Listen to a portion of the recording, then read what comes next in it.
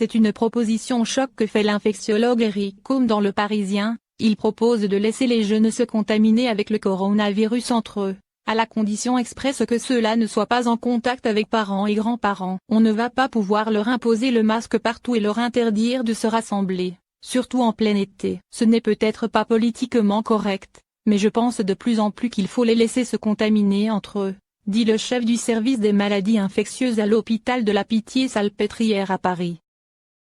Ne les stigmatisons pas, disons-leur de respecter les anciens. En les laissant se contaminer, ils participeront à l'immunité collective et elle sera plus importante à la rentrée, dans les écoles et les universités, dit encore l'infectiologue. Une position qui bien sûr fait polémique alors que la thèse de l'immunité collective, quand un nombre suffisant de personnes, autour de 70% de la population, a été contaminée, l'épidémie finit par s'éteindre d'elle-même, n'a pas encore été prouvée, même en Suède, où le gouvernement a fait le choix de ne pas confiner la population comme en France, Espagne ou Italie.